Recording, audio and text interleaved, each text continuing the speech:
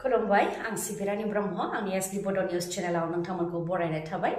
बे चेनेलनि गेजेरजों सानफ्रोमबो सानसेयारि गोनां खौरांफोरखौ फोसावनाय जायो नोंथाङा दासिमबो बे चेनेलखौ साबस्क्राइब खालामनानै लायाखैबा सानफ्रोमबो सानसेयारि खौरांखौ मोननो थाखाय साबस्क्राइब खालामनानै लानो हागोन लोगोसे बेल आइकनखौबो क्लिक खालामनो हागोन जाहाथे खौरां फोसावनाय लोगो लोगोनो नोंथांनाव गिबिसिन खौराङा सौहैयो थुदो बिदिब्ला दिनैनि खौरांखौ जागायजेननोसै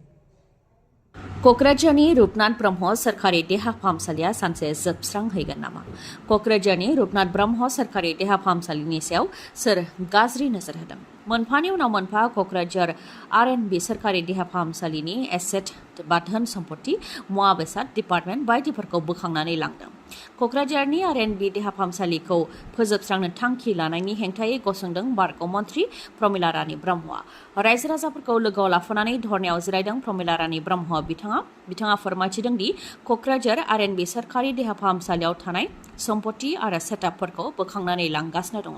ENT डिपार्टमेन्ट अदेबानि खोमा गन्थं बायदिनि बिफानखौ बन्द' खालामनो बिथोन होबाय आरो हाथाइनि फाहामथाय बा डेन्टेलखौबो बन्द' खालामनो थाखाय बिथोन होबाय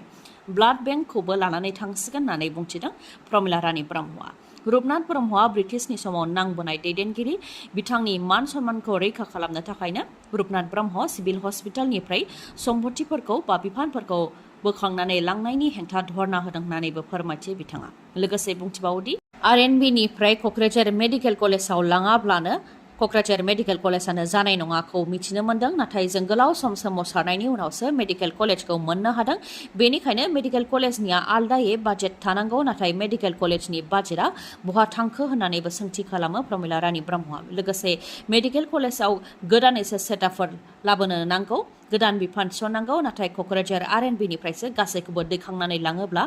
मा जागोन होननानैबो सोंथि खालामो फारसेथिं क'क्राझार आर&बिनिफ्राय रायजो राजाफ्रा गोबां मदद मोनबोदों आरो गोबां मिजिं दं जुदि आर&बिनिफ्राय गासैखौबो बोखारनानै लांजोबोब्ला दुखुथिया सुबुंफ्रा फाहामथाय मोननायाव गोब्राब जागोन होननानैबो बुंथियो प्रमिला रानि ब्रह्मआ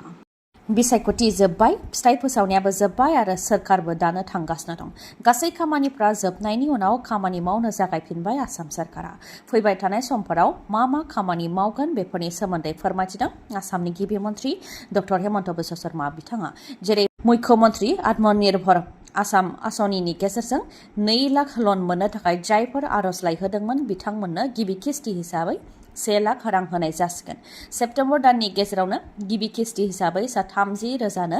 1 लाख राङै होनाय जागोन होननानै फोरमायथिदों बेनि अनगायैबो 15 लाख सुबुंफोरनो गोदानै रेशन कार्ड होनाय जागोन बेखौ केबिनेटआव थांखि लानाय जाखाबाय होननानै फोरमायथिदों लोगोसे निजुत मयना बिथांखिनि गेजेरजों मेट्रिक आरो हायार सेकेन्डारियाव उथ्रिसार जानो हानाय फरायसुलिफोरनो 10,000 आरो 12,500 रां होनो थाखायबो केबिनेटआव पास जाखाबाय होननानै फोरमायथिदों फैगौ 2 दाननि गेजेरावनो फरायसाफोरनो रांखौ होनाय जागोन अदेबानि 15 आगस्टनिफ्रायनो रांखौ होगोन बेनि अनगायैबो माखासे थांखिफोर जेरै 1 दाननि गेजेरावनो गासैबो मन्थ्रिफोरखौ सोलाय सोल' खालामगोन जाहाथे 2026 मायथाइयाव जानो गोनां बिधान सभा बिसायख'थिनि थाखाय थागथियारि जानो हायो पन्चायत बिसायख'थिखौबो नभेम्बर दानाव खुंनाय जागोन गासै डेभेलपमेन्ट ब्लकखौ गोदानै दागोन बियाफोरनि सिङाव थानाय गासैबो पन्चायत जिल्ला परिषद आन्चलिक पन्चायतनि सिमाखौ दाफामगोन आरो बेफोरनि खामानिफोरखौ 30 आगस्टसिमावनो फोजोबगोन बेनि उनाव सेप्तेम्बर दानाव भटार लिस्ट दिहुनगोन आरो अक्ट'बराव गासैबो खामानिखौ फोजोबनानै नभेम्बर दानाव पन्चायत बिसायख'थिखौ खुंगोन होननानैबो फोरमायथिदों गिबि मन्थ्रि बिथाङा बलिउड सावथुन मुलुगनिफ्राय राजखान्थियाव फैनानै गिबि खेबनि थाखाय MP देरहानायनि साननै उनावनो कंगना रानावतखौ सोबादों कन्ट्रभार्सि क्वीन कंगना रानावतआ फिन कन्ट्रभार्सियाव गोग्लैनो गोनां जादों मुंदांखा फावखुंग्रि कंगना रानावतखौ सोबानाय खौराङा दा जेरावबो गोसारदों रिपर्टनि बायदिब्ला चन्डीगढ़निफ्राय दिल्ली फारसे थांनो फैनाय समाव चन्डीगढ़ एयारपर्टआवनो सासे CISF कन्स्टेबलआ कंगना रानावतखौ सोबादों बेनि सायाव कंगना रानावतआ फोरमायथिनाय बायदिब्ला चन्डीगढ़ एयारपर्टआव सिकिउरिटि चेक जाखांनायनि उनावनो CISF आइजो कन्स्टेबल कुलविंदर कौरआ सोबादों जाथायखौ लानानै एफआइआर होनायनि उनावनो सासपेन्डबो खालामबाय CISF जवान रिपर्टनि बायदिब्ला आबादारिफ्रा पान्जाब आरो दिल्लीयाव गोलाव सम सोमावसारनायखौ लानानै कंगना रानावतआ माखासे बिबुंथिफोर होनायनि हेंथायैनो CISF जवाना कंगना रानावतखौ सोबादों फोरमायथिनो गोनांदि 2020 मायथाइयाव आबादारिफोरनि सोमावसारनायनि सायाव बिबुंथि होदोंमोन कंगना रानावतआ धरना होनायाव बाहागो लानाय आइजोफोर आरो धरना होग्राफोरखौ 100 राङाव हायर लाबोजानाय होननानै बुंथिदोंमोन कंगना रानावतआ बे सोमावसारनाय हाबाफारियाव CISF जवाननि बिमायाबो बाहागो लादोंमोन बेनिखायनो सोमावसारग्रा आबादारिफोरनि हेंथा बेफोरबायदि बिबुंथि होनायनि हेंथायैनो खुद्रिनायखौ दिन्थिदों बिथाङा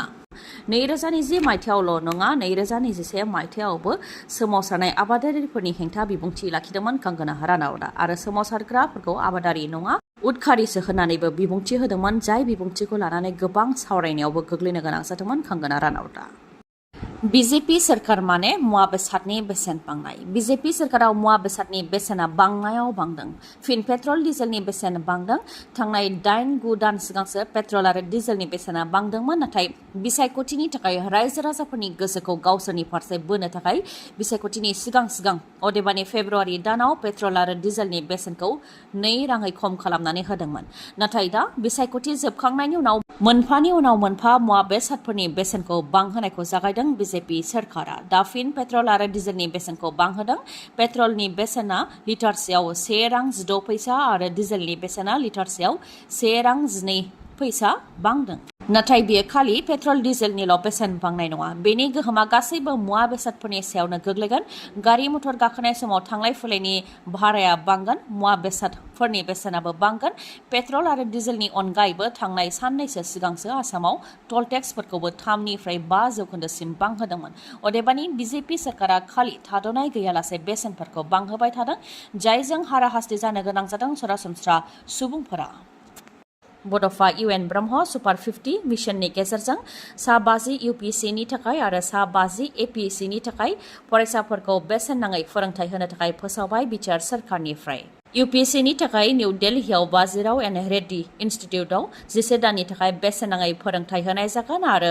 गुवाहाटीनि SPMIS एकाडेमियाव APSCनि थाखाय सा 50 फरायसाफोरखौ बेसेन नाङै फोरोंथाय होनाय जागोन बेनि थाखाय लाइमोनफोरा अनलाइन एप्लाइ खालामनो हागोन अनलाइन एप्लाइ खालामनाया थांनाय 5 जुननिफ्राय जागायबाय आरो 25 जुनसिम थागोन 28 जुनाव एडमिट कार्डखौ मोननो हागोन 30 जुनाव अफलाइन एन्ट्रेन्स आनजाद जागोन 6 जुलाइआव प्रिलिमिनारि रिजाल्टनि फिथाइखौ फोसावगोन 9, 10, 11 आरो 12 जुलाइआव इन्टारभिउ आरो काउन्सिलिंखौ लानाय जागोन आरो 1 आगस्टआवनो फोरोंथाय होनाया जागायजेनगोन जायफोर लाइमोनफोरा गोसो दङ आरो रोंगौथि दङ बिथांमोनहा बे खाबुखौ लानो हागोन। UPPLनि बिजाथि जयन्त बसुमतारिया जाय भटजों देरहादों बे UPPLनि भटजों देरहायाखै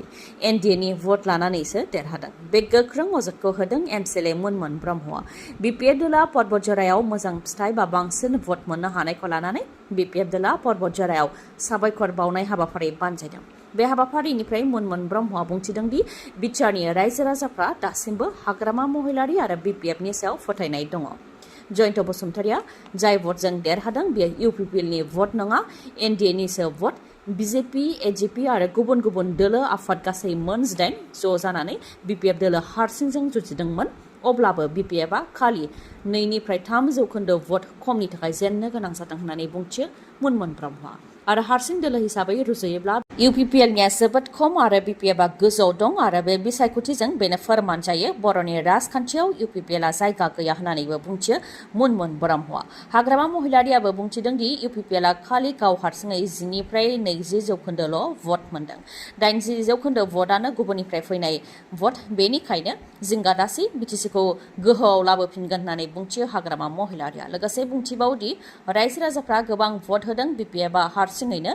4 लाखनि गोबां भट मोनदों बे गोरलै नङा बेबायदियाव UPPLआ माबोरैहाय सोरखार दानो हागोन होननानैबो बुंथियो हाग्रामा महिलारिया प्राइमारि ब्लक डिस्ट्रिक्ट लेभेलाव BPFनि मावथिफोरा जेरैबायदि खस्थ' खालामदोंमोन बेबायदिनो रायजो राजानिफ्राय BPF दोला भटखौ मोननो हादों होननानै बुंथियो आरो गासैनिसिमबो साबायखर बावहरो हाग्रामा महिलारिया। फैगौ 9 जुनाव नरेन्द्र मदि बिथाङा 3थि खेबनि थाखाय भारतनि गाहाय मन्थ्रिनि समायखिराखौ लागोन जायनाखि BJP दोला गाव हारसिङै सोरखार दानो हानाय बायदि मासि मोननो हायाखै 32 मासिनि थाखाय गुबुननि सायाव सोनारनो गोनां जादों BJP दोला जायनाखि सोरखार दानो थाखाय JDU आरो TDP राजखान्थि दोलोआ किं मेकार जादों बेनिखायनो बायदि बायदि बिफानफोरनि सायाव JDU आरो TDP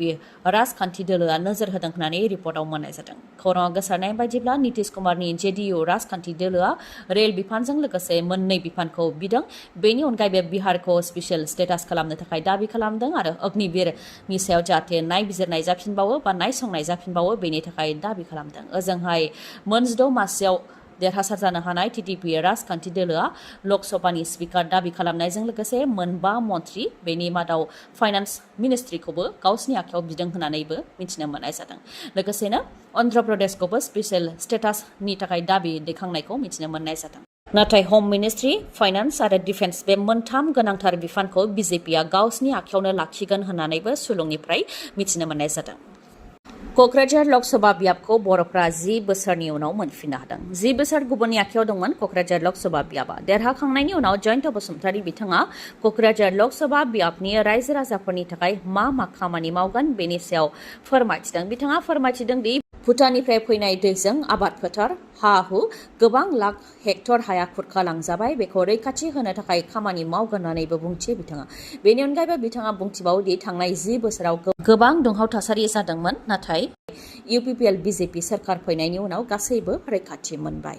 लोगोसे बिथाङा बुंथिबावदों दि MP हिसाबै बिथाङा गोदान आरो सोलोंनो गोनां गोबां दं आरो बे सोलोंनायनि मोनसे मोजां खाबु होननानैबो बुंथिबावो जयन्त बसुमतारी बिथाङा। गोजोनथाव रादाब, बङाइगावनि आइ हस्पिटालाव दिल्ली एम्सनि डक्टर प्रबिन बसुमतारीया फैगोन। नोंथांमोनहाबो जुदि मेगननि जेंना जादोंब्ला बङाइगावनि आइ हस्पिटालाव थांनानै डक्टर प्रबिन बसुमतारीजों फाहामथाय लाजानो हागोन आरो बेनि सोमोन्दै नोंथांमोनहा खौरां लानो हास्थायदोंब्ला 6900949900 बे नाम्बाराव कल हरनानै खौरां लाहरनो हागोन। नोंथांनियाव मेगननि जेंना जादों नामा? जुदि नोंथांनियाव मेगननि जेंना जादों अब्ला नोंथाङा मेगननि हस्पिटाल नागिरनानै गोजान जायगायाव थांनांगौनि आरो गोनांथि गैलिया। बङाइगाव आइ हस्पिटालावनो नोंथांमोनहा मेगन नायजानो हागोन, जेराव मेडिकेल, रेटिना, OCT, पेक' मेसिननि गेजेरजों केटारेक्ट अपारेशन खालामनो हानायनि राहा दं। बेनि अनगायैबो ग्ल'क'मा इभालुएशन, अकिउल'प्लास्टिजों लोगोसे फार्मासि आरो अप्टिकेलनिबो राहा दं बङाइगावनि आइ हस्पिटालाव। नोंथांमोननो मिथिहोनो गोनांदि खम बेसेनावनो कम्पिउटारजों मेगननि अपारेशनबो खालामनाय जायो। गासै 4 मेगननि डक्टरखौ बे फाहामसालियाव मोननो हागोन। डक्टरफोरा जाहैबाय doctor Ashraful Alam, MBBS, MS ophthalmology, cataract surgeon आरो IOL सार्जारियाव train. Doctor Kishore Paul, MBBS, DO, cataract and glaucoma specialist. Doctor Payal Singla, MBBS, MS आरो doctor Meghali Sharma, MBBS, MS, eye specialist ophthalmology. जायखिजाया मेगननि जेंना जायोबानो बे बङाइगावनि आइ हस्पिटालाव नोंथांमोनहा फाहामथायखौ लानो हागोन। समाया जाहैबाय समबारनिफ्राय सनिबारसिम फुंनि 9 रिंगायाव गेवगोन आरो मोनाबिलि 7 रिंगासिम थागोन। नाथाय रबिबारखालि फुंनि 9 रिंगायाव गेवनानै सानजौफुनि 1 रिंगासिमल' थागोन। चापागुरि र'डआव थानाय लवार आसाम हस्पिटालनि उल्था दिगाव थानाय बास स्टेन्डनि उनथिंजाय अदेबानि सोनाबहानो मोननो हागोन बङाइगाव आइ हस्पिटालखौ। नोंथांमोनहा मानिबा सायाव खौरां लानोबा 6900949900 नङाब्ला 0366435659 बे नाम्बारावबो खौरां लाहरनो हागोन। खौरांखौ जोबजासे खोनासंनायनि थाखाय गोजोननाय थाबाय। गाबोननि सानाव फिन गोदान खौरांजों लोगो मोनफिनगोन। दिनैनि थाखाय गोजोन्थों।